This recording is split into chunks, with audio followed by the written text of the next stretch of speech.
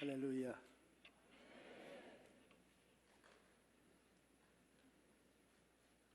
세상에 왜 삽니까?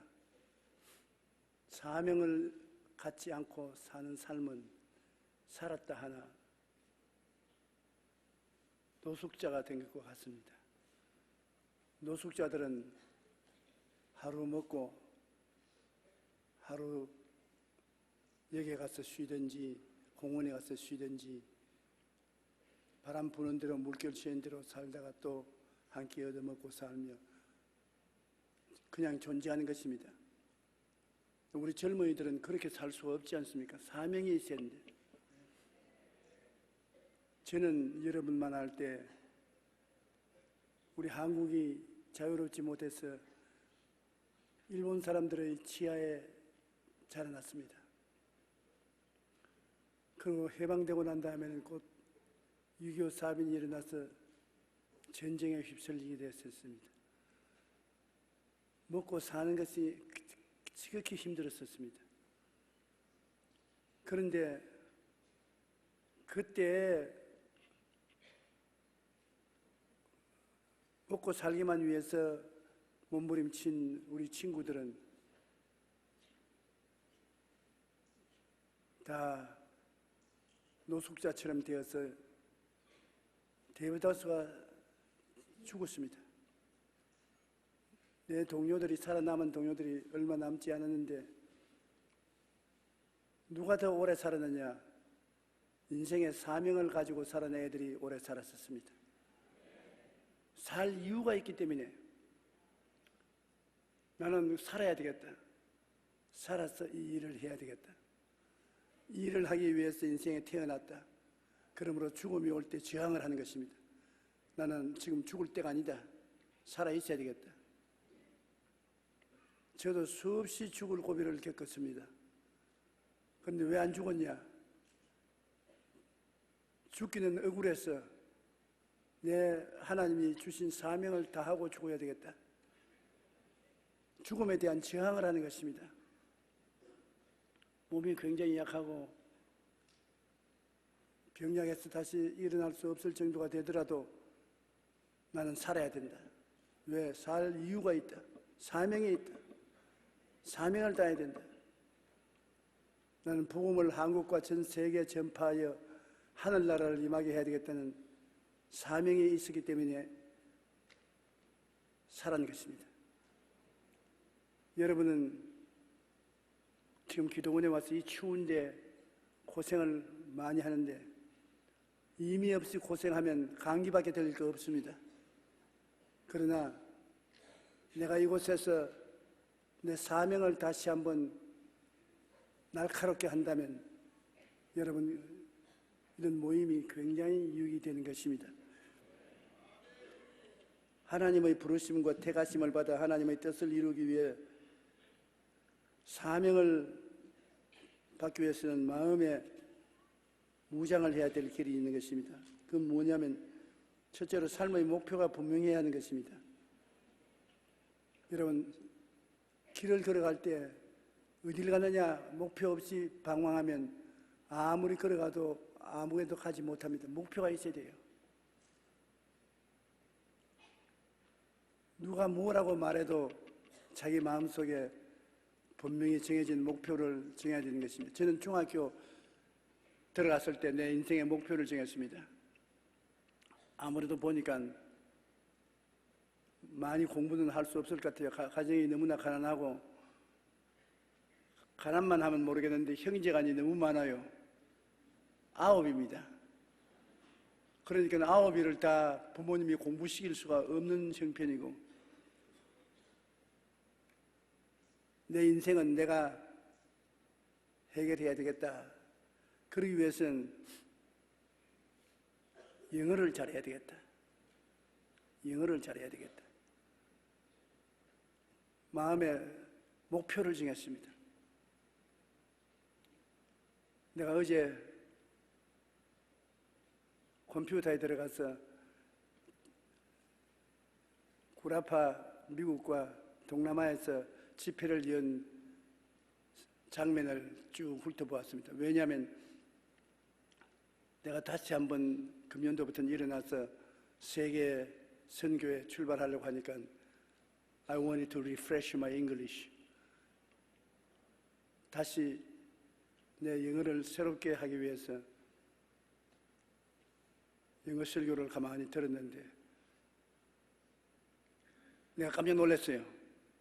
왜냐? 너무 잘했어.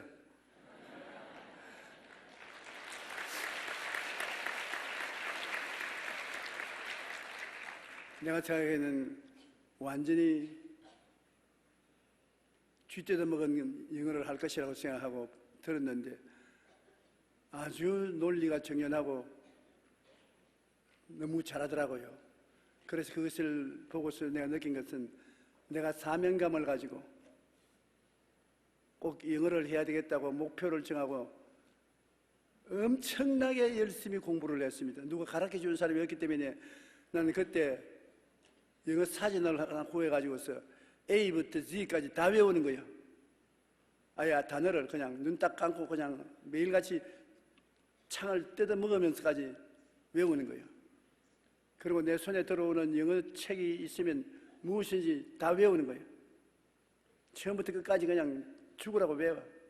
그 우리 아버님께서 말하면 이 사람들이 밥 먹고 살기도 힘들고 괴로운데 너는 서양말만 자꾸 해서 뭐하냐? 그 치워라. 그러면 아버지 뭐 없는 데서 화장실에 들어가서 공부합니다. 목표가 있으니까 엄청나게 공부를 하고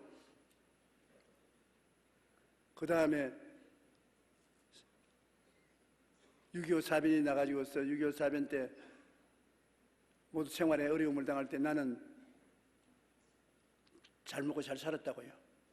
왜냐하면 영어를 했기 때문에 하우스보이로 들어가가지고서 미국 사람들 통역을 했습니다. 그런데 내가 가만히 통역을 하면서 보니까 모르는 말도 많아요. 그 모르는 말은 내가 지었어야지. 아마 이렇게 하는 것 같지 싶은 생각으로 지어서 하더라도 그때는 나 정도 영어 하는 사람이 없었어요. 그러다가 주의 종이 되겠다는 사명을 받고 서울에 올라와서 학교에서 공부를 하는데 선생님들이 다 선교사들이라 한국 교수들이 없기 때문에 나는 학생인데도 불구하고 하루 종일 통역만 하는 거예요. 그러니 외국 선교사들이 신학 강의를 하는 것, 통역을 하니까 공짜 교육을 받는 거예요. 나는 들을 뿐 아니라 들어서 내가 통역을 한국말로 해야 되니까 반은 선생이고 반은 학생이야. 그래서 공부를 많이 할 수 있게 되고 그 선교사들하고 친하게 되어서 그들 책을 읽을 수 있어서 수천 권의 책을 읽었습니다. 그들이 가져온 책이라는 책은 밤새도록 빌려다가 읽고 굉장히 공부를 많이 했습니다. 그런데 그때 인생의 목표를 내가 영어를 공부하고 온천하에 가서 복음을 전할 때는 인생의 목표를 정했기 때문에 다른 사람들이 놀 때 놀지 아니하고 게으를 때 게으르지 아니하고 일로 매진해서 그 길을 전진해 갔기 때문에 훗날에 하나님이 기회를 주실 때 그 기회를 포착할 수가 있는 것입니다. 세계 최대의 교회도 세울 수가 있었고 세계를 지구를 100바퀴 이상 돌면서 400여 도시에서 복음을 전할 수 있는 은총도 하나님이 허락해 주셨습니다. 내가 준비를 안 했으면 이런 일이 있을 수가 없어요. 준비가 되었으니까.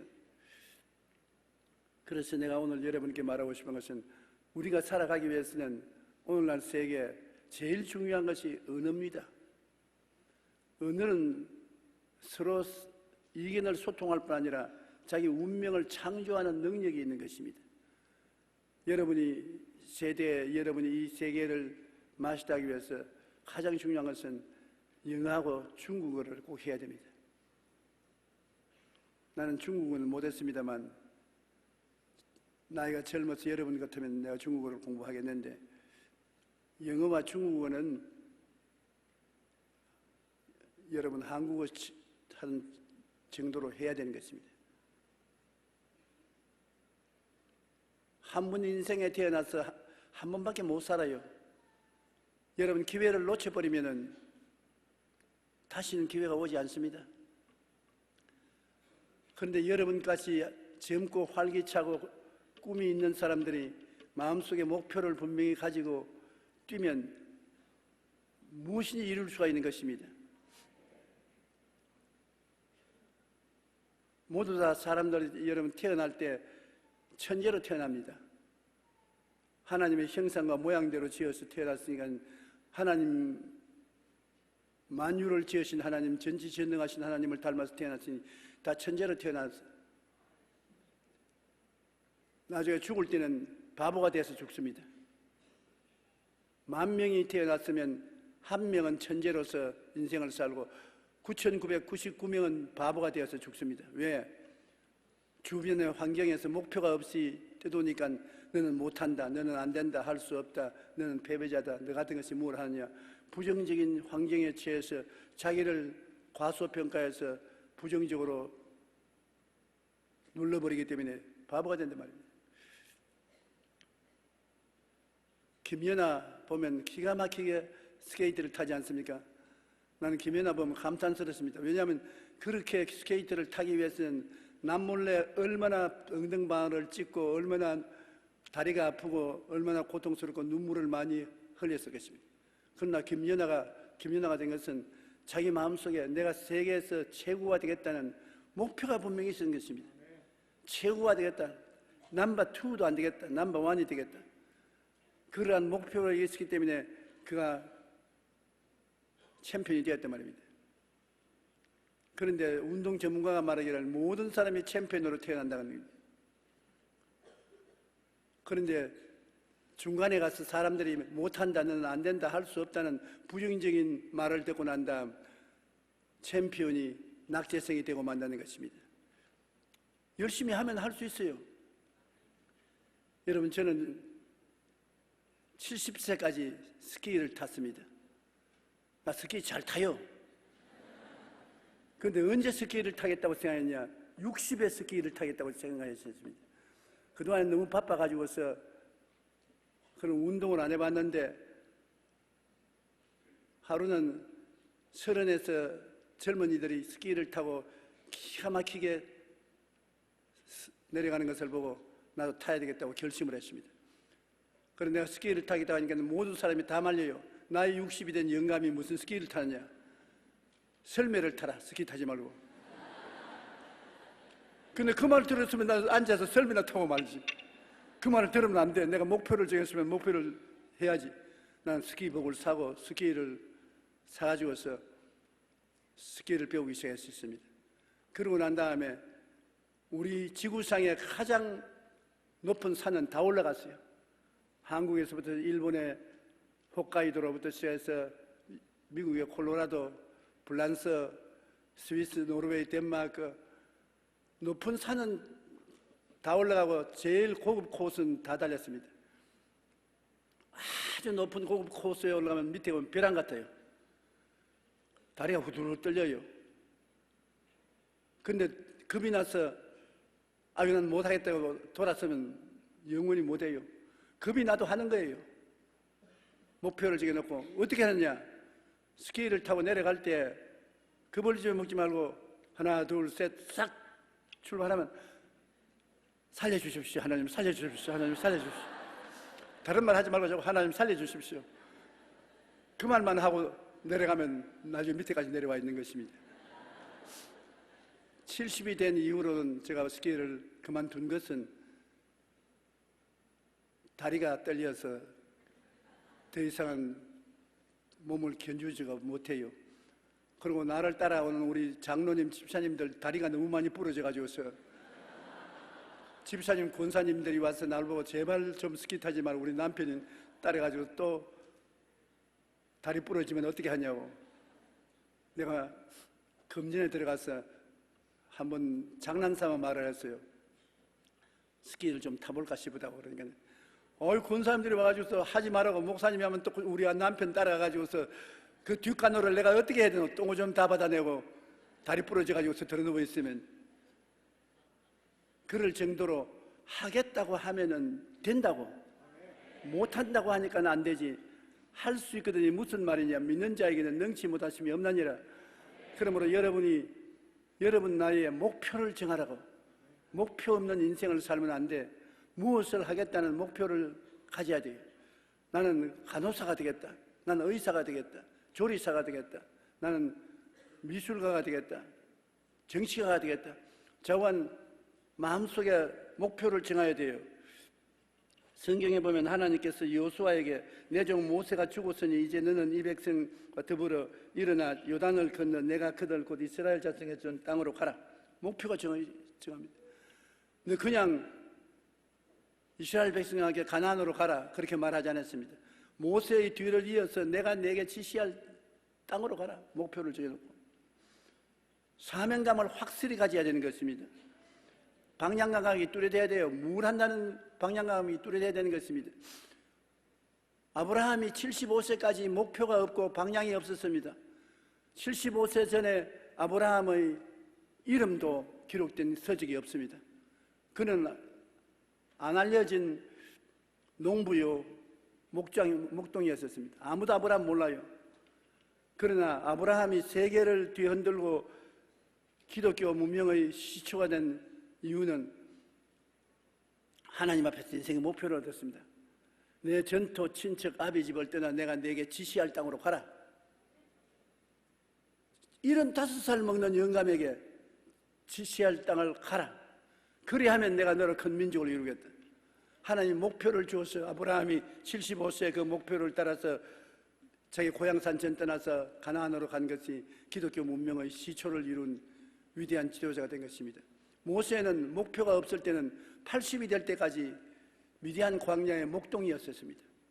그러나 그가 하나님을 만나고 난 다음에 이스라엘을 구원하겠다는 목표를 정하자 80에 그는 하나님의 위대한 일꾼이 되어서 이스라엘을 구원할 수 있는 자가 된 것입니다. 목표를 정하면은 나이가 젊거나 나이가 늙거나 위대한 하나님의 능력이 나타나지만은 목표를 잃어버리고 방황하면 아무것도 안 되는 것입니다. 왜냐하면 집중을 해야 되거든. 우리가 똑같은 시간에도 집중하고 에너지를 거기에 모으면 일을 이룰 수 있어요. 모든 일에 전신전력하여 너희 성숙함을 모든 사람에게 나타내라고 성경에 말했는데 정신을 집중하면 무엇인지 성취할 수 있어요. 확대경으로 햇빛을 딱 모으면 불을 태울 수가 있죠. 처마 끝에 물이 똑똑똑 떨어지는 게 별 볼이 없이 생하지요. 그러나 그것이 바위를 뚫는다고요. 여러분 공희 목사님 통해서 은혜 많이 받았지요? 그 공희 목사의 목표가 뭐냐?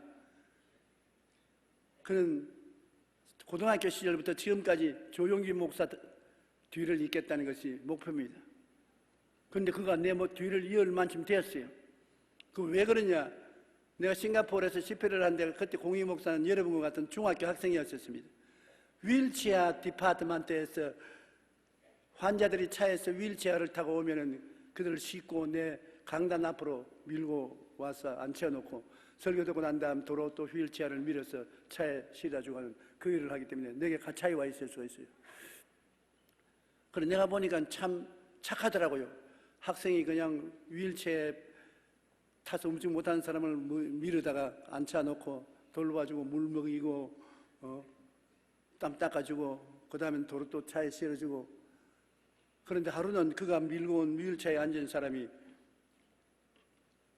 기도를 받고 나서 일어났어요.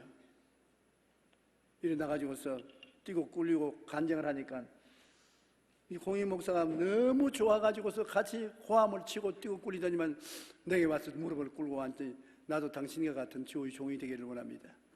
당신과 같이 능력 있는 주의 종이 되기를 원하니 나를 위해서 기도해 주십시오. 그런데 기도해 줬죠. 그 다음부터 내가 어느 곳에 가든지 그림자처럼 따라온단 말입니다. 어느 곳에 가든지 인도네시아에 가든지 태국에 가든지 미국에 가든지 따라와서 말씀을 듣고 내 흉내를 내는 겁니다. 그런데 여러분, 모든 것은 내가 목표를 정해놓으면 잘하는 사람은 흉내를 내면 빨리 배웁니다. 흉내 내는 건 나쁜 것 아닙니다. 오늘 세상에 독창적인 창조란 없습니다. 다 남의 것 뺏기는 것이지. 논문들 뺏겨가지고서 아주 창피를 당한 일 많지요. 근데 잘못 뺏겨서 그래요. 그걸 잘 읽어서 소화를 해서 안 잡힐 정도로 그렇게 뺏겨야지. 대놓고 뺏기면 되나? 삼성이 애플 디자인을 뺏겼다고 해서 수조 원 벌금을 물으라 하는데 그것도 잘못 뺏겨서 그래요. 발전이라는 것은 남이 잘하고 있는 것을 내가 본을 따서 그게 내 아이디어를 보태어서 더 발전하는 것이 발전이지, 내가 처음부터 다 깨달아 알라고 하면은 할 수가 없죠. 근데 공인은 나의 목회를 뺏겼습니다. 어떤 때는 내가 보기엔 너무 심히 뺏긴다 싶은 생각이 날 정도로 뺏기는데, 지금 싱가포르에서 그가 목회하는 교회 가보면 아주 기가 딱 막힙니다. 10,000명이 들어가는 교회 전부 젊은이들로 꽉 들어차 있는데 눈이 휘둥그러진다고요. 그래 내가 가면 조상 할아버지 왔다고 굉장히 박수를 치고 환영을 하는데 대단히 마음이 기쁘다고요. 왜냐하면 내 제자니까. 그러므로 목표를 정하면 그 목표를 끊임없이 밀고 나가면 그 목표를 능가할 수 있는 사람이 되는데, 나는 앞으로 공의가 잘하면 내가 지금까지 사역한 것보다 더 큰 사역을 할 줄로 생각을 하고 있습니다. 우리가 목표를 딱 정해야 정신점력을 기울 수가 있고, 그리고 내가 발전을 하는지 안 하는지 척도를 재볼 수 있는 것입니다. 여러분, 오늘날 IT 업계의 신화를 이룬 손정희 소프트뱅크 회장은 인생을 살면서 자신의 에너지를 어디에 써야 좋을지를 결정하는 것이 중요하다고 말했습니다. 손정희 씨는 제일 교포인데 일본에 건너가서 엄청난 차별을 당하고 고생을 했습니다. 그는 먹고 살기 위해서 돼지 기르는데 돼지 죽을 얻으려고 구루마를 끌고 집집마다 다니면서 쓰레기를 동양해서 와서 돼지를 키워서 팔고, 그렇게 일본에서 하면서도 목표가 있었습니다. 그건 일본의 제일 손꼽는 재벌이 되겠다는 목표를 정하고, 그 목표에 흔들리지 않고 나아간 결과에 소프트뱅크 IT 사업을 통해서 오늘날 일본에서 제일 가는 재벌이 되었습니다. 지금 손정희 씨 모르는 사람이 없지요. 이러한 의미에서 그는 오르고 싶은 산을 결정하라, 이것으로 인생의 절반은 결정되었다고 그 말했습니다. 자기 경험으로 인생은 산을 오르는 것 같으니 오를 산을 정하고 난 다음 산을 결정하고 올라라. 그러면 인생의 절반은 이미 결정되었다고 말하고 있는 것입니다. 자신이 오르고 싶은 산을 정하지 않고 걷는 것은 길을 잃고 헤매는 것과 같으므로 분명한 목표를 정해야 된다고 말하고 있는 것입니다. 하버드 대학교 비즈니스 스쿨은 이 세계에서 유명한 곳이지만은 하버드 대학 비즈니스 스쿨에 신입생으로 들어가면 제일 먼저 강의 시간에 뭘 가르치느냐? 목표 설정하는 방법을 가르치는 것입니다. 목표를 설정 안 하면 허송세월 하거든. 목표를 설정하고 나가면 전진하고 발전하지 않는, 목표 설정이 굉장히 중요한 것입니다. 나는 신학교를 졸업받고 난 다음에 교회를 개척하러 나갈 때 목표를 정했습니다. 그 무슨 목표냐? 10년 이내로 우리 한국에 이름난 목회자가 되겠다. 목표를 정했었어요. 그래서 불광동에서 개척하면서 가마니를 깔고 천막 치고, 내가 볼 때도 기가 막힌데, 그런데 내 마음에 목표가 보면 난 한국에서 최대의 교회를 지어야 되겠다. 그런데 어떻게 하면 최대의 교회를 지을까? 목표를 정하니까 갈 길을 찾게 되거든요. 그냥 한다고 교회가 사람이 모여오나요? 아닙니다. 사람들에게 소망을 줘야 되겠다. 전부 그 당시에는 6.25 사변 난 이후에 피난살이 하다가 올라온 사람들로 가난한 사람인데 먹고 입고 살아갈 수 있는 희망을 줘야 된대. 그 희망을 어디에 쓰느냐? 예수 십자가에 쓴다. 예수 십자가에서 우리의 죄를 청산하고 병을 청산하고 저주와 가난을 청산했기 때문에 삼박자 축복, 1, 2, 3, 1, 2, 3 삼박자 축복으로 한다는 간단하지만 희망을 얻을 수 있는 메시지를 개발했습니다. 그래서 강력하게 희망을 부어준 결과에 사람들이 신앙에는 관심이 없어도 팔자는 고치고 싶으니까 예수 믿고 팔자가 고쳐진다고 하니까 희망을 얻기 위해서 교회로 몰려와서 300명, 500명, 3,000명, 5,000명, 10,000명 이렇게 성도들이 모여오는 것입니다. 내가 목표를 정하고 있으면 그 목표를 성취할 수 있는 길을 하나님이 열어주시는 것인데 목표가 없으면 안 되거든. 목표 없이 방향 없이 인생을 살면 안 돼요. 나는 50년 목회하면서 반드시 목표를 정해서 목표를 추구하면서 살았습니다. 첫째, 교회를 성장시키기 위해서 여의도까지 나오면서 80만 성도가 되었고, 그 다음엔 국민일보를 시작해서 매스컴을 통해서 한국 사회를 순화시키고, 대학을 설립해서 젊은이들에게 교육을 시키고, 그 다음 가난하고 헐벗고 굶주린 청년들에게 기술 교육을 시켜야 되겠다고 엘림 동산을 세워서 동남아와 아프리카에까지 젊은이들 불러다가 기술 교육 시켰고, 목표를 정해놓고 꿈을 가지고 밀고 나가면 위대한 일이 이루어질 수가 있는 것입니다. 그러므로 여러분은 반드시 목표를 세우고 그 다음에는 목표가 이루어진 꿈을 마음속에 꾸어야 되는 것입니다. 꿈이 마음속에 굉장히 중요한 것입니다. 꿈꾸는 대로 되는 것이기 때문에 야곱이 12아들이 있는데 12아들 중에 11째 아들이 누구지요? 요셉이지요. 요셉은 12형제 가운데 유일하게 꿈을 꾸었었습니다. 그때는 목동들이니까 전부 다 목축을 하고 사니까 밥 먹고 짐승들 기르고 게임하고 아무것도 안 하는데 요셉은 하나님을 알고 기도하고 그는 꿈을 꾸었었습니다. 요셉은 꿈을 가진 사람으로 꿈 이야기를 종종 했어요. 하니까 형제들이 미워했습니다. 지 자식 지가 뭐 잘났다고 꿈 이야기하느냐. 그러나 부모님들도 좀 너무 과하지 않느냐 그렇게 생각했는데 요셉이 아버지 심부름을 하기 위해서 형들이 있는 들판으로 나갈 때 형들이 한 말이 있습니다. 저 꿈꾸는 놈이 오는도다. 한번 따라 말씀해. 저 꿈꾸는 놈이 오는도다. 우리가 죽여서 저 꿈이 어떻게 되는지 보자. 그렇게 말했습니다. 자, 꿈꾸는 놈이 오는데 꿈을 죽여버리고 어떻게 꿈이 되는지 보자. 그래서 달라들어서 그를 빨가벗기고 마른 우물에 쳐넣고 그 다음 그를 대상에게 팔아먹었는데 요셉은 나이 30이 되었을 때 그 꿈꾼 대로 애굽의 국무총리가 된 것입니다. 그리고 요셉 때문에 그들이 다 가난과 헐벗음과 굶주림에서 벗어나서 애굽으로 건너가서 430년 만에 300만 이스라엘 민족이 이루어진 것입니다. 꿈꾸는 자가 오는도다 이 말을 드려야 돼요. 여러분 동료들 가면 저 꿈쟁이 온다. 집에서도 부모님들이 저는 꿈만 꾸는 꿈쟁이다. 마음에 꿈을 품으면 꿈이 여러분을 이끌어가는 것입니다. 여러분이 꿈을 따라가는 것이 아니라 마음에 꿈을 품으면 꿈이 여러분을 이끌어가는 것입니다. 마음에 위대한 꿈을 꾸십시오. 성경에는 내 입을 넓게 열라 내가 채우리라. 하나님이 꿈을 꾸면 채우겠다고 말하는 것입니다. 저는 한평생에 늘 꿈을 꾸고 살았습니다. 내가 나를 예를 드는 것은 미안한 말이지만 나는 이제 내가 달려갈 길을 다 달려가고 믿음을 지켜서 은퇴한 사람이기 때문에 과거 이야기를 해도 괜찮습니다.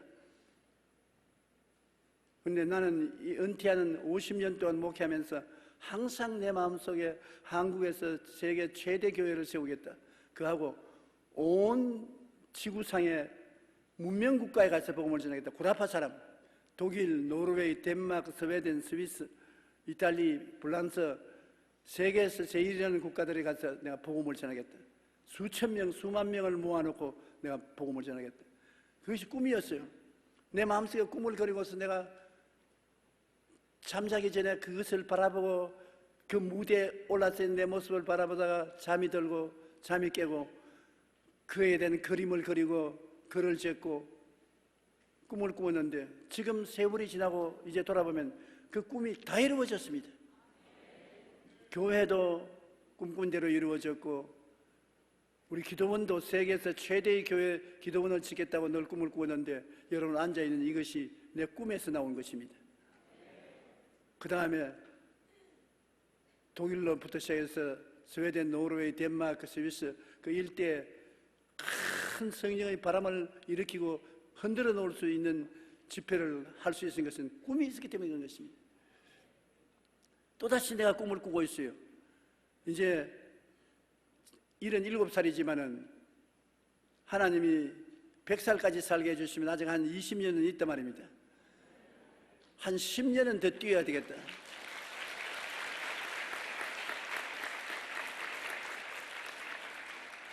그래서 테스팅 케이스로서 해본 것이 인도 집회였었습니다. 인도 집회에 내가 하나님께 기도할 때 하나님 나는 다시 꿈을 살려서 세계 선교에 나가기를 원하니까 하나님께서 나와 같이 계시면 사인을 해 주십시오. 그리고 인도 성회 나가는데 하루에 50만 명씩 이틀에 100만 명의 사람들이 모였단 말입니다.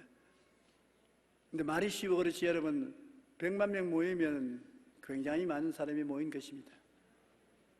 그 하나님께서 나에게 go ahead, okay, you go 사인을 해 주신 것입니다. 그래서 이제 4월 되면 오스트라리아로부터 시작해서 북구라파로 나갑니다. 꿈이여 다시 한번, 꿈이여 다시 한번. 제 꿈꾸는 놈이 오는도다. 사람들이 다 나보고 이제 그렇게 말합니다. 제 꿈꾸는 놈이 죽지도 않고 아직 오는도다. 여지간하면 죽을 나이가 됐는데도 안 죽고 꿈꾸는 놈이 꿈이 있기 때문에 죽을 수가 없어요. 꿈이 없으면 죽어도 상관없는데 죽으려고 하니까 마음속에 꿈이 안 돼. 꿈이 이루어져야 돼. 그렇게 외치기 때문에 죽을 수도 없지 않아요. 꿈을 가지고 있으면 어떠한 역경도 이겨낼 수 있는 것입니다. 여러분, 더구나 여러분 젊은 나이에 꿈을 품으면 꿈이 여러분을 이끌어가는 것입니다. 여러분 무엇이든지 할 수 있어요. 못할 것이 없습니다. 할 수 있거든요. 무슨 말이냐? 믿는 자에게 능치 못하심이 없습니다.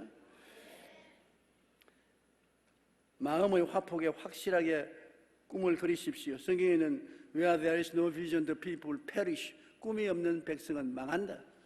내 개인이 꿈이 없으면 망하고 집단이 꿈이 없으면 망합니다. 국가가 꿈을 잃어버리면 국가가 망하는 것입니다. 정치인은 국민들에게 꿈을 심어줄 수 있는 이가 참으로 좋은 정치인이 된 것입니다. 이번에는 우리 아시아에서는 두드러지게 여성이 대통령이 되었는데 여성이 어떻게 우리 국민에게 꿈을 심어줄지 기대가 대단히 큽니다. 남자들이 꿈을 잘 못 심어줘서 국민들이 불평이 많고 허덕였는데 이제 여성이 들어와서 집안 살림 잘하듯이 꿈을 잘 심어주면 용기와 힘을 얻고 사람들이 인생을 더 부유하게 승리하고 나갈 수가 있게 될 것입니다. 우리가 기도를 하는데 아무 꿈도 없이 하나님 아버지여 인류 대학에 들어가게 되시옵소서. 아버지여 요사이 유행하는 좋은 옷을 사게 해주시옵소서. 자동차 주시옵소서. 그렇게 막연하게 기도하면 그 기도가 이루어지지 않아요. 아브라함이 75세 갈대아 우르를 떠나서 가나안 땅에 와서 아들 달라고 기도했습니다. 하나님 나는 아들이 없으니까 내게 아들을 주시옵소서. 10년을 기도했습니다. 85세가 되었는데도 아들을 안 주어요. 그래서 그가 하나님께 불평을 말했습니다.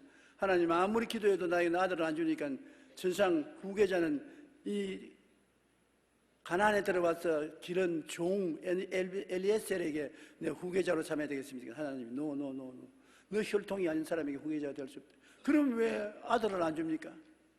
그러니까 하나님께서 너 저녁에 천막에서 나오라.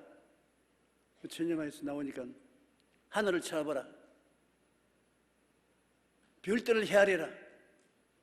그래서 별 하나 내 하나, 별 둘 날 둘, 별 셋 내 셋, 별 넷 내 넷, 별이 마음속에 꽉 들어차고 자기가 별 속에서 덕입니다. 그냥 하나님께서 말씀하기를 별 보았지? 내 자손이 이제 별들처럼 많을 것이다. 그건 뭐냐?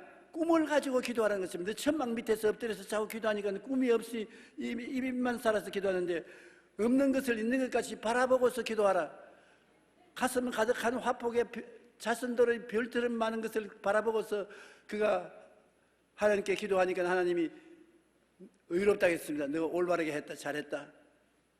그리고 믿음을 주셨습니다. 꿈이 있으면 믿음이 생겨요. 나는 신념이 없습니다. 꿈이 없으니까 신념이 없지. 꿈을 가지면 믿음이 생겨요.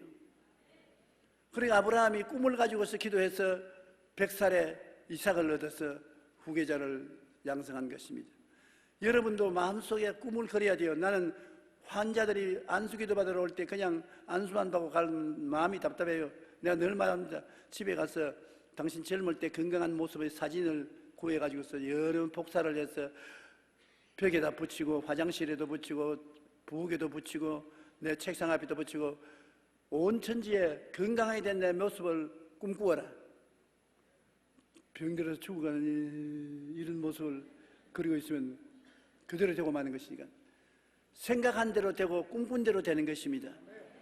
그 꿈을 없는 것을 있는 것 같이 젊고 생신한 꿈을 그려라. 그러고 기도하라. 하나님 아버지, 예수님의 십자가 보혈로 저 꿈과 같이 나는 되어야 되는 것입니다. 난 저 꿈을 품고 있으니 제대로 되게 하여 주시옵소서. 그러면 내 믿은 대로 될지어다. 그대로 되는 것입니다. 저는 항상 교회 목회할 때 강단에 올라서기 전에 눈 감고 그 강단에 사람들이 입추 여지 없이 와 있는 모습을 마음속에 바라보는 것, 별을 바라보듯이 바라보는 것입니다. 이리도 바라보고 저리도 바라보고 위도 보고 아래도 바라보고 사람들이 꽉 들어찼습니다. 꽉 들어찼어요. 그럼 내가 말합니다. 하나님 꽉 들어찼습니다. 저렇게 성령으로 역사하여 주시옵소서. 저렇게 역사하여 주시옵소서. 좌우간 지금까지 제가 계획을 하고 꿈을 꾸고 집회를 나갔는데 한국이나 외국에 빈 좌석에 있은 적은 없습니다. 그 나하고 같이 여행한 사람은 내가 참말하는 것을 아는 것입니다. 기도원도 오늘은 드물게 빈 좌석이 많아요. 그건 왜냐? 내가 꿈을 안 꾸고 나왔거든. 원래 기도원은 꽉 들어 찬다고 I took it granted. 꿈 안 꾸어도 된다. 그대로 된다고 생각한 것이 잘못이라. 꿈을 꾸면 하나님은 청사진이 있어야 되기 때문에 꿈을 따라서 역사하는 것입니다. 그러므로 여러분 반드시 목표가 이루어진 모습을 마음속에 꿈을 그리는 여러분 되시기 바랍니다. 꿈을 그리면 꿈은 다른 사람에게는 안 보여요. 그러나 자기가 보고 있는 그 하나님 성령이 꿈을 통해서 역사하는 것입니다. 성령이 오시면 방언을 하기 전에 제일 먼저 뭘 하는지 압니까? 성령이 오시면 젊은이에게는 환상을, 늙은이에게는 꿈을 주는 것이 성령의 역사인 것입니다. 기독교회가 세계 모든 종교 중에서 제일 앞서서 문명을 이끌어가는 이유가 왜 그렇습니까? 기독교는 하라 하지 말라는 종교적인 계율을 가르치는 것보다도 꿈을 심어주는 것입니다. 기독교 신앙이 오면은 성령이 오셔서 사람들에게 꿈을 심어주고 꿈은 새로운 세계를 이끌어 나가는 것입니다. 꿈을 심고 있는 이상 발전하는 것입니다. 삼성이 애플을 이기고 세계적인 IT 강국이 될 수 있는 것은 삼성이 마음속에 꿈을 품고 있기 때문에 된 것인데 꿈을 놓쳐버리면 또 다른 데가 삼성을 이기고 나갈 것입니다. 저는 늘 꿈을 꾸었습니다. 여의도에 세계적인 교회를 세워야 되겠다는 꿈을 꾸었습니다. 모래판에 교회가 세워지고 예배 시마다 사람들이 입추 여지 없이 들어와서 예배를 드리는 모습을 마음속에 꿈꾸고 그리고 하나님께 편지를 쓰고 지금도 매일같이 하나님께 편지를 3장 내지 4장을 씁니다. 사랑하는 하나님 아버지 안녕하십니까? 오늘도 좋은 날을 주셔서 고맙습니다. 내가 오늘 이런 일을 했는데 하나님이 복을 주시니 고맙습니다. 왜? 편지를 쓰면 마음속에 꿈을 그릴 수가 있는 것입니다. 그냥 말하고 지나가보지 말고 편지를 쓰면 내가 상상을 하거든. 마음에 상상을 하면서 하나님께 기도를 하는 것입니다. 오랜 세월 동안 나는 쓰다가 남은 종이가 있으면 전부 모아놓고 그 뒤에 하나님께 편지를 쓰고 그 다음은 찢어서 쓰레기통에 넣어버리면 되는 것입니다. 그래서 꿈을 마음속에 그리고 있으면 꿈이 이루어지는데, 꿈을 꿀 수 있는 좋은 여건은, 꿈은 꿈이거든. 꿈 같은 소리 하지 말라 그러면 꿈은 꿈이니까 꿈 같은 소리 한다.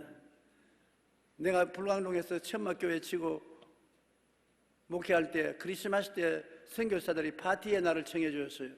난 영어를 하니까 파티에 가서 같이 이야기할 수 있으니까. 난 또 크리스마스 파티에 들어가면 잘 얻어먹을 수 있으니까 아주 기쁘게 갔습니다. 그럼 잘 얻어먹고 크리스마스 캐롤 또 노래 부르고, 그 다음에는 선교사들이 다 나보고 한 말이, 너는 뭘 하려고 그러냐 장차. 지금 우리가 볼 때는 내가 천막교회 치고서 가만히 깔고 있는데 장차 뭘 하려고 하냐. 그래서 내가 세계 최대의 교회를 세우기를 원합니다. 아니, 최대 교회를 한 100만 명이 출석하는 교회를 세우기를 원합니다. 전부 다 배를 안고 웃더라고요. 웃으면서 그 꿈 같은 소리 하지 마라.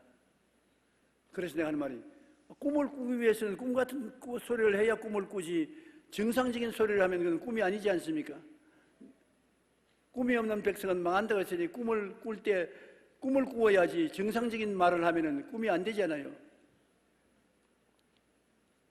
여러분 그렇잖아요. 여러분 나의 꿈을 이야기해 주셔야지.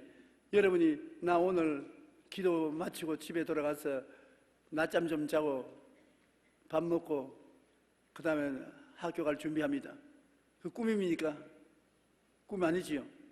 그러나 만일 여러분이 날 보고 나 이거 기도 마치고 난 다음에 비행기 타고 미국이나 구라파에 한 바퀴 돌고 그들에게 그리스도의 복음을 전가하고 한 보름쯤 여행하다가 돌아오겠습니다. 그럼 내가 말하겁니까? 저 꿈 같은 소리 한다. 그럼 진짜 꿈이요. 꿈 같은 소리를 해야 꿈이 된다고. 정상적인 소리를 하면은 꿈꾸는 사람이 안 돼요. 나는 항상 꿈을 꾸었었습니다. 나는 먼저 꿈을 꾸고 하나님께 감사를 드리면, 일은 하나님이 하시고 일은 여러분이 하는 게 아닙니다. 일을 행하시는 야훼, 일을 지어 성취하는 야훼, 하나님이 일을 하시기 때문에 내가 하나님이 일을 할 때 어떻게 하냐, 여러분의 꿈의 프린터를 통해서 일을 하시는 것입니다. 설계도를 통해서 역사하는 것이기 때문에 하나님께 내 꿈을 드리고 난 다음에 난 믿어요. 믿고 감사하면 반드시 그것이 이루어지는 것입니다. 성령의 역사로 이루어져요. 한번 해보라고.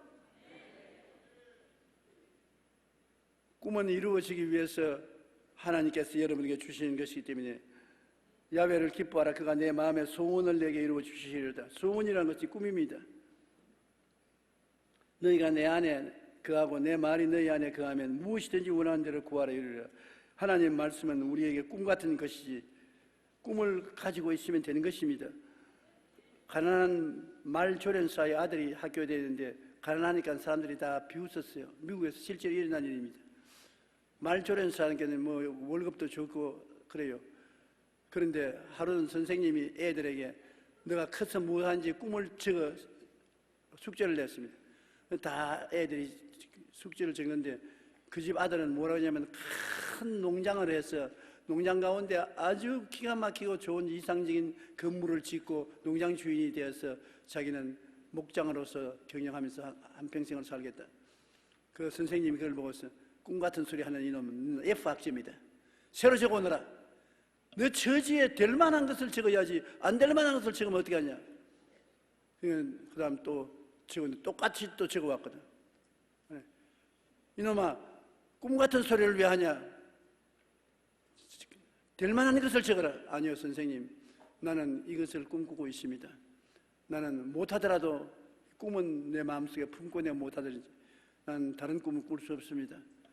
F학점을 주어도 좋습니다. F학점을 받았습니다.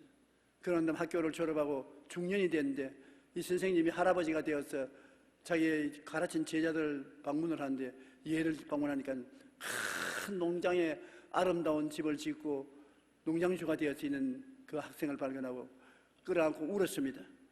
내가 자네에게 과소평가한 것을 용서해다오. 내가 수많은 어린 마음의 꿈을 빼앗아갔다. 꿈 같은 소리 한다고 짓밟았다. 그래서 애들이 꿈을 포기했는데 너는 다행히 꿈을 포기하지 않고 계속해서 그 꿈을 품었기 때문에 이렇게 되었구나. 꿈을 포기하지 마십시오.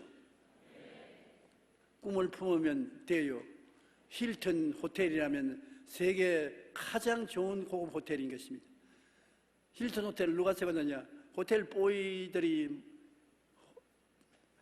직장을 얻어서 일하고 있었는데 힐튼이라는 소녀는 큰 호텔 사진을 가지고서 그게 자기가 주인이 된 모습을 사진을 만들어서 붙여가지고서 그걸 품에 품고 다니고 자기 방 안에 붙이고, 그래서 사람들이 웃었습니다. 뭘 저 사람은 돌았다고. 그러나 자기는 힐튼 호텔의 주인이 된 모습을 늘 꿈꾸었는데 나중에 오늘날 100여 개의 세계 최고 호텔이 체인이 힐튼 호텔이고 그 주인이 미스터 힐튼인 것입니다. 모든 이 세상에 위대한 일을 한 사람은 꿈꾸는 사람이었습니다. 나는 여러분이 예수 믿고 성령이 같이 계심으로 반드시 꿈꾸는 사람이 되기를 간절히 바람하지 않습니다. 그 다음에는 믿는 것입니다. 여러분이 목표가 있고 꿈이 있으면 반드시 신념이 있어야 되는 것입니다. 사람들이 와서 흔들거든. 너 같은 것이 뭘 저런 목표를 땡하나, 너 같은 것이 뭘 하겠느냐, 너희 흔든다고요. 나는 아까도 말했지만 영어를 잘하는 것을 목표로 삼고 내가 수많은 청중들 앞에 나가서 영어를 설교하는 모습을 바라고서 꿈을 꾸고 있었는데 내 꿈을 흔드는 사람들이 많이 있었습니다. 날 보고서 영어를 한번 해보라 했어서 영어를 하니까 혹시 중국말이 아닌가 그래요. 발음이 너무나 나쁘기 때문에 누가 가르쳐주는 사람이 없어서 발음을 내 마음대로 하거든. 그러니까 중국말인 줄 알거든. 내가 나중에 외국 사람 만나서 이야기를 하니까 외국 사람이 날 보고 하는 말이 한국말도 영어하고 비슷한 것이 있군. 내가 조금 알아들었다고 그렇게 말을 하잖아요. 그런 것이 되게 흔듭니다. 그럼 내가 마음이 약해져가지고서 포기해버리라. 포기해라. 안 된다. 못한다.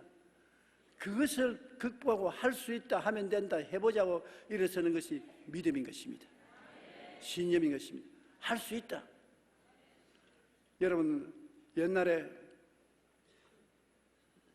중동에서 큰 건축 붐이 일어났을 때 중동의 왕자들이 구라파 재벌들에게 중동 건설에 참여해달라고 편지를 내고 요청을 했는데 다 턴다운 했습니다. 왜냐하면 너무 더워서 일꾼들이 일 못한다고.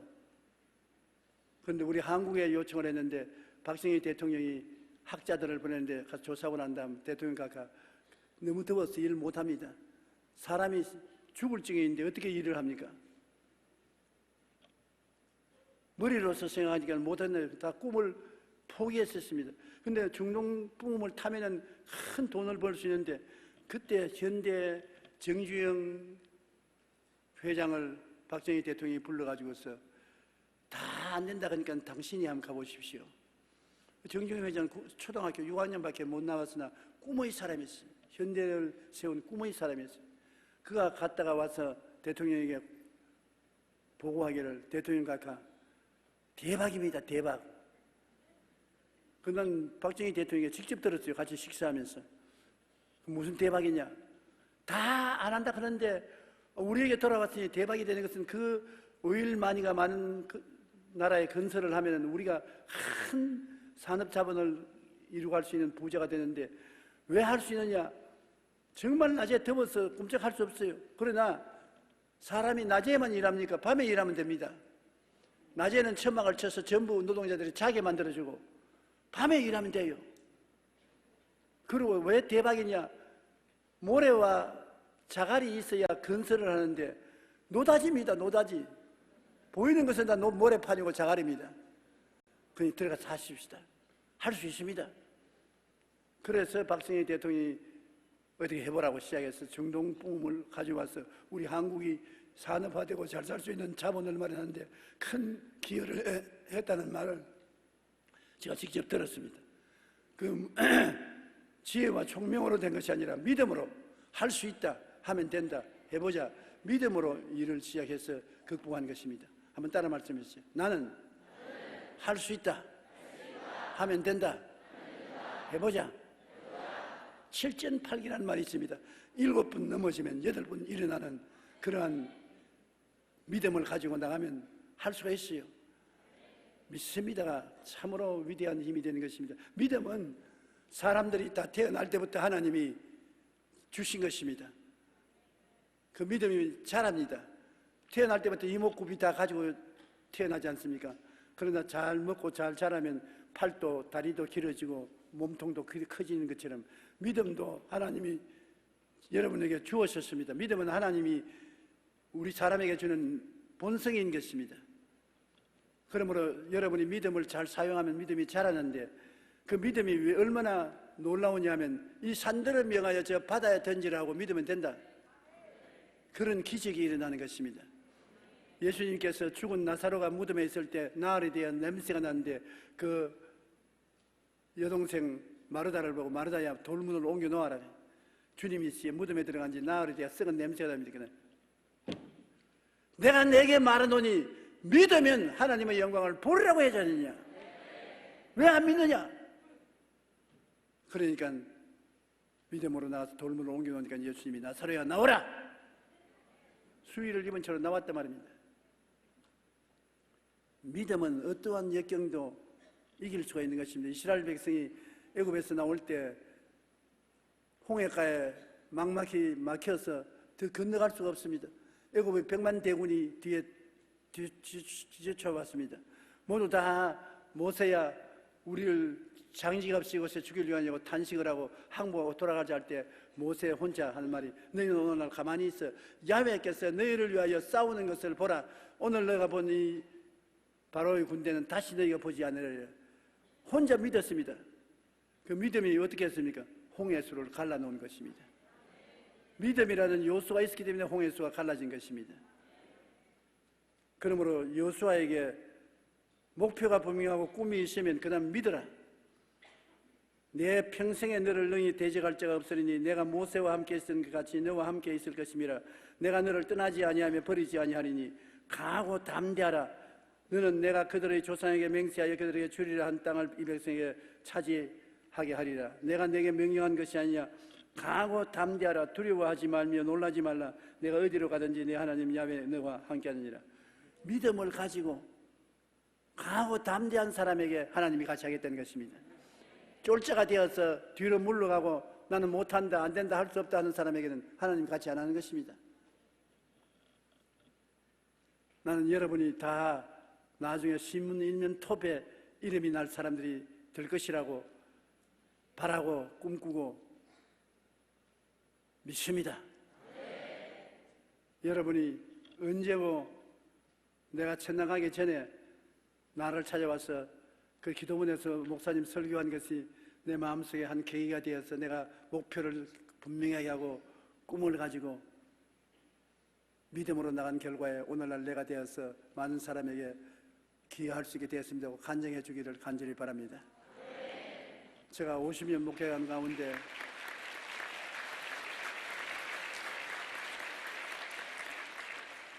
내가 격려한 제자들 중에 오늘날 세계적인 인물이 된 사람이 많습니다.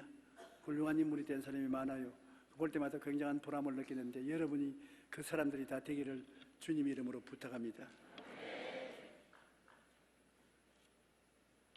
우리가 믿음만 있으면 어디로 가든지 내 하나님 야훼가 너와 함께 한다고 말하는 것입니다. 두려워 말라. 내가 너와 함께 하리라. 놀라지 말라. 나는 내 하나님이라. 내가 너를 굳세게 하리라. 참으로 너를 도와주리라. 참으로 나의 의로운 오른손으로 너를 붙들리라고 말하고 있는 것입니다. 세상 끝날까지 같이 계신 주님께서는 오늘 이 자리에도 여러분 믿음이 있는 여러분을 붙들어서 이끌어가 주시는 것입니다. 이 세상에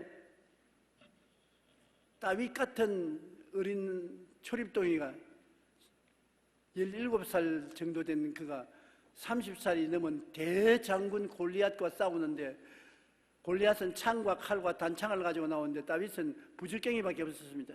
물맷돌과 부질갱이밖에 없었는데 어떻게 나갔습니까? 다윗이 다른 것은 그 마음속에 하나님에 대한 믿음을 가지고 있는 것입니다. 그는 골리앗을 이길 수 있다는 꿈과 믿음을 가지고 있었기 때문에 강하고 담대하게 너는 창과 칼과 단창으로 나가니와 나는 내가 모여하는 이스라엘의 하나님 만군의 야훼의 이름으로 나간다. 전쟁은 야훼의 것이다. 하나님이 너를 내 손에 붙이니 내가 너를 죽여서 공중의 새와 땅의 짐승의 밥으로 죽였다. 강하고 담대한 신앙 고백을 하고 나갈 수가 있는 것은 믿음이 있었기 때문에 그런 것입니다. 믿음으로 긍정적인 말을 하면 말이 나가서 역사하는 것입니다. 여러분, 사람들 말하기를 내 생각하는 것을 입으로 말하면, 말을 하고 난 다음엔 사라진다고 생각하는데 그렇지 않습니다. 입에서 나온 말은 나오자마자 살아서 역사하는 것입니다. 그래서 그 말이 자기 친구를 끌고 와요. 자기와 같은 친구를 끌어와요. 불평을 말하면 불평하는 친구를 끌어와요. 긍정적인 말을 하면 긍정적인 환경을 끌어와요. 내 입의 말로 내가 묶였으며 내 입의 말로 내가 사로잡힌 바 되었다. 입의 말이 여러분의 운명을 만드는 것입니다.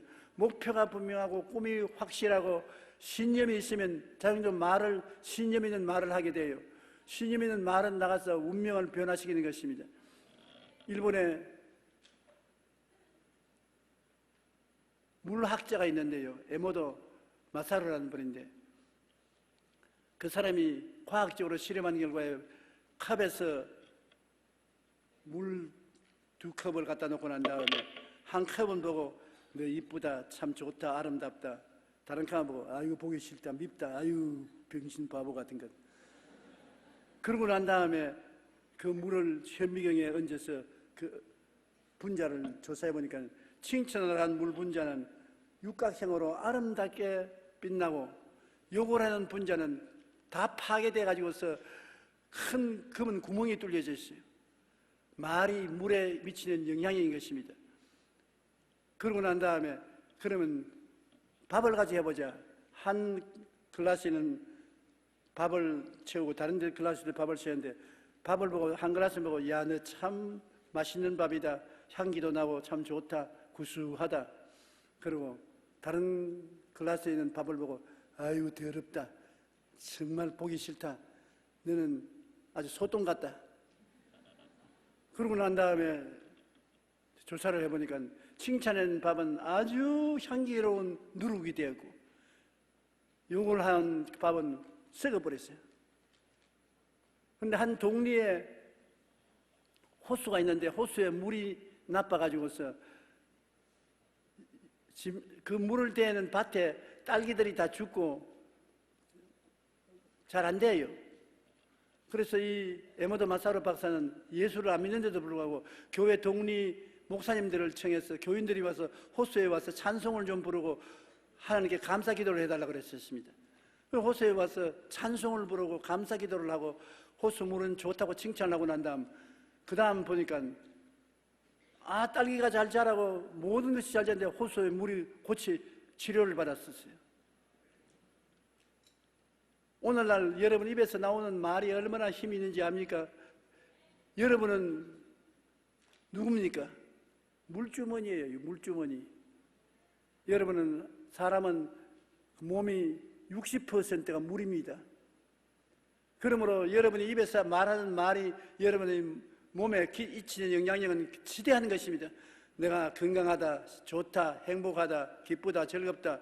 그럼 여러분은 물이 세포 조직이 전부 다 방실방실 웃으면서 아주 건강하게 되는데, 아유 나는 슬프다, 나는 재미없다, 나는 밉다, 원한에 사무쳤다, 죽어버리면 좋겠다. 그러면 몸이, 세포가 그래 죽자, 자살하자, 전부 다 썩어가지고서 암이 걸리고 병이 들게 되는 것입니다. 입의 말로 건강하고 병들 수가 있는 것입니다. 여러분의 환경도 입의 말로서 잘 되고 못 될 수 있는 것은, 베드로가 말하기를 이 세상은 물에서 나와서 물로서 성립되어 있다고 말하는 것입니다. 오늘 우리가 있는 이 세상은 물에서 나와서 물로서 성립되어 있어요. 그러므로 여러분이 말하는 그 말이 여러분의 가정과 생활과 직장에 큰 변화와 영향력을 미치는 것입니다. 이건 과학적으로 오늘날 증명된 것입니다. 그처럼 입에 말이 힘이 있는 것은 하나님이 말씀으로 천지를 지으셨기 때문에 여러분 입에서 나오는 말이 여러분의 운명을 변화시키고 조정해 나가는 것입니다.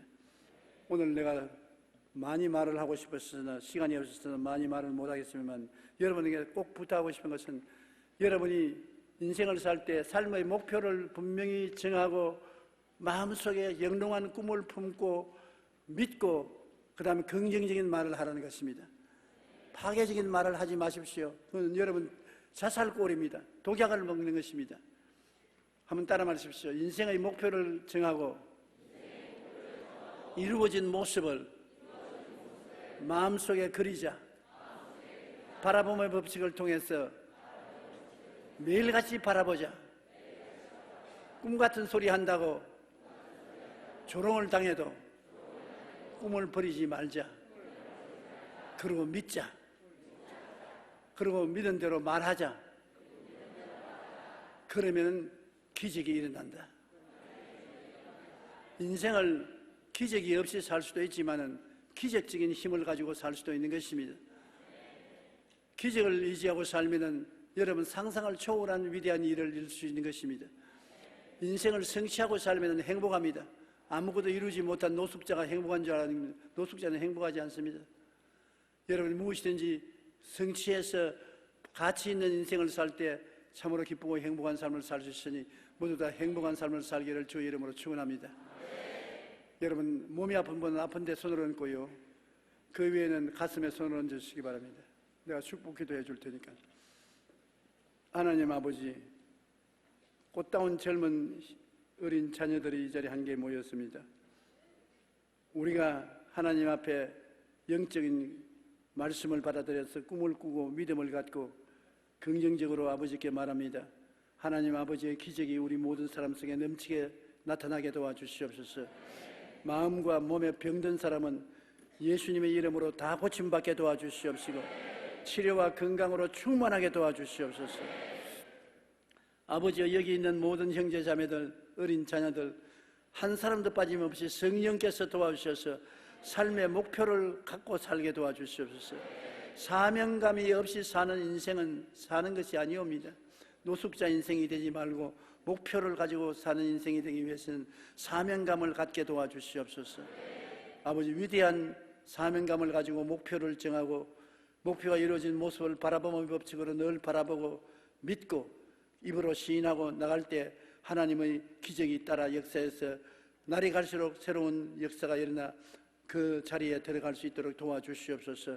이 자리에서 위대한 교수도 철학자도 목사도 의사도 화가도 예술가도 음악가도 세계를 끌고 나가는 위대한 일꾼들이 일어나게 도와주시옵시고 나타나게 도와주시옵소서. 할 수 있습니다. 될 수 있습니다. 모두 다 하나님이 기다리고 계신 줄 알고 있습니다. 하나님이여, 오늘 이 시간에 주의 백성들을 도와주시옵소서. 예수님 이름으로 기도합니다. 아멘.